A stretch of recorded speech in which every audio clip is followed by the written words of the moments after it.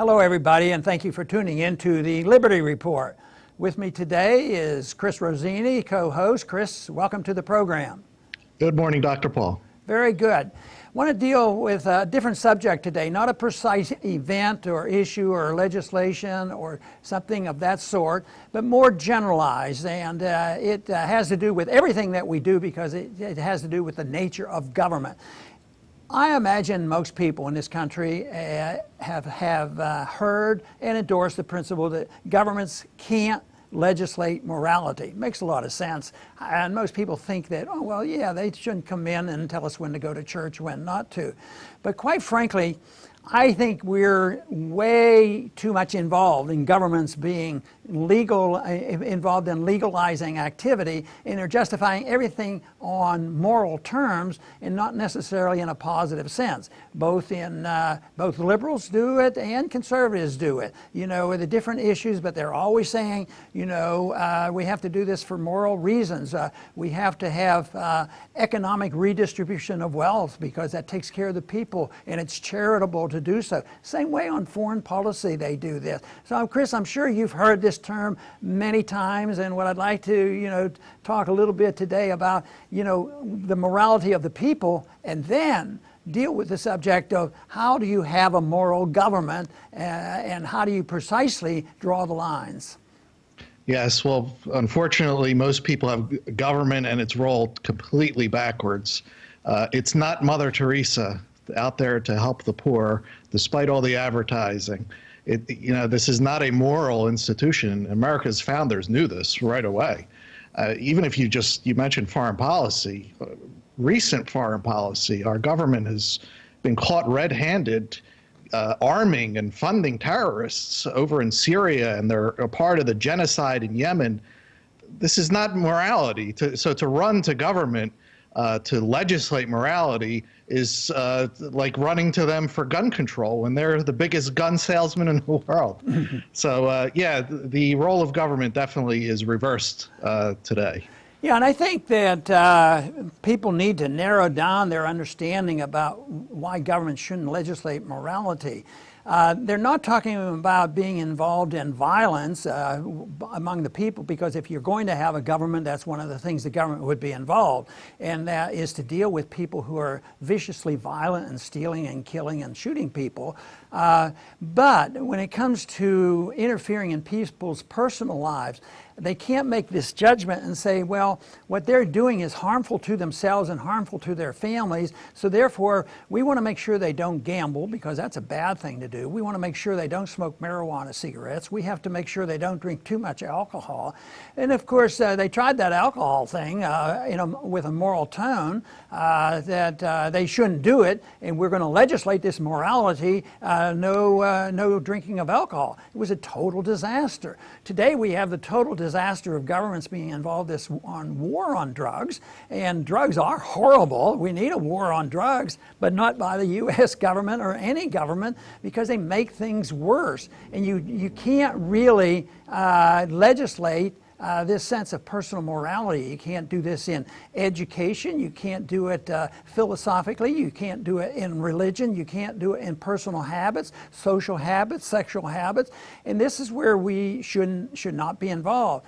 But at the same time, here we have governments doing it all the time. When it comes to medical, just think of what they do in medical care.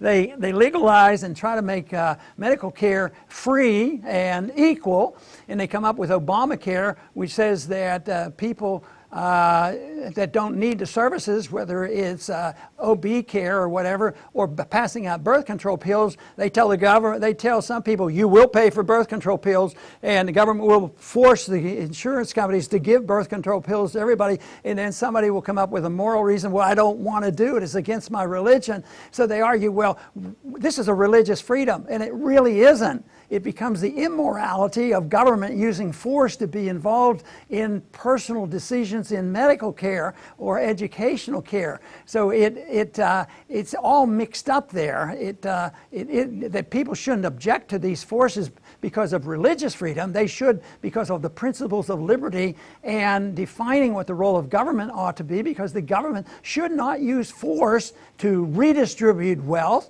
or to tell people how to live. And government should be moral, and we'll talk a little bit about that moral principle that is necessary, but it is not going to be one where the government has license to run the people's lives or run the economy and use force to do so, believing they'll make things better. Because quite frankly, once you accept this idea, the government redistribution of wealth and this charitable nature of notion that for charitable reasons they're going to make sure people are safe and secure and they have a house over their head and everything else, turns out that it all fails. And governments can't be charitable, and they shouldn't even call it charity. Government has to have some rules laid out, but it cannot be permitted to use force to try to legislate morality, whether it's economics, whether it's personal, or whether it's overseas. Yes, you and I both have an affinity for the founders of this country because they really got it. They understood what government was. And I have a few quotes from them. George Washington said, "Government is not reason, it's not eloquence, it's force." And this force, Thomas Paine thought, was a necessary evil. And it's interesting, he used the word evil.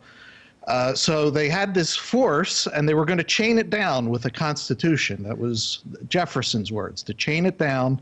And Adams said that only immoral people will be able to live under such a government, because if you're immoral, you'll remove the chains and let this force just run wild.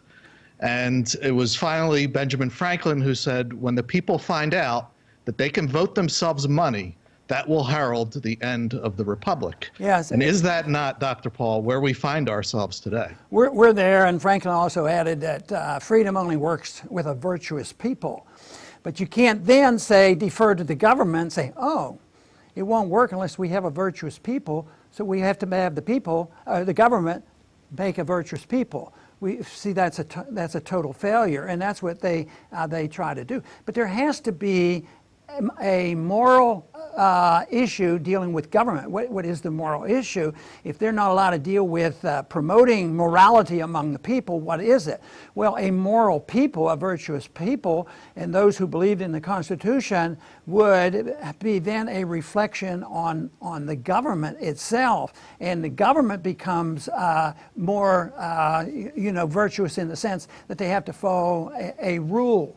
And the whole thing is that governments should not have any right or any authority to be involved in the redistribution of wealth and interference in personal lives.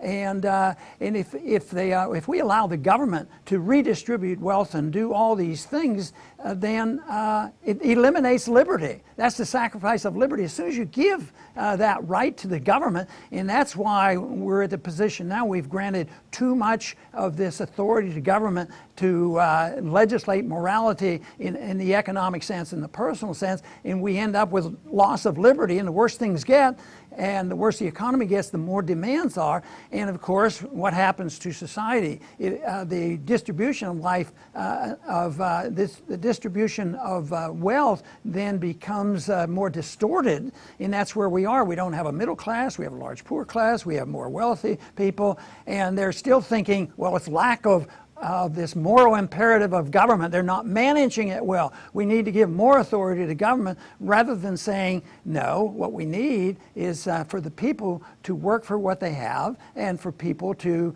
be virtuous and honest, and they would become more wealthy. Under those circumstances, they're always more charitable. And there's total evidence that the freer a society is, the more prosperous it is. So we unfortunately have drifted into this position that we're totally dependent on the government, and the government can do things that we can't do.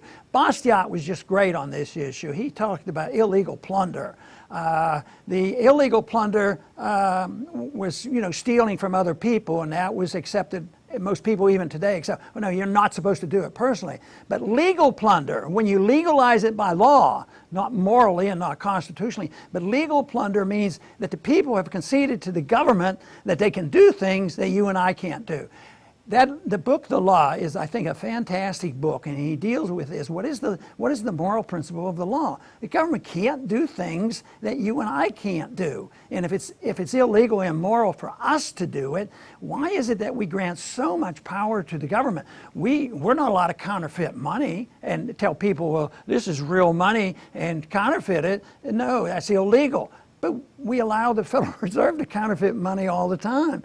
And the government's initiating force all the time. When you think of all the rules and regulations, our prisons are overflowing, and it's an industry now. Many people believe that because there's a lot of individuals, both government and private, who benefit with full prisons, there's actually, a precise effort to make sure the prisons are full. So governments are doing things that they shouldn't be doing, and this principle that Bastiat talks about, I think, is a very sound principle.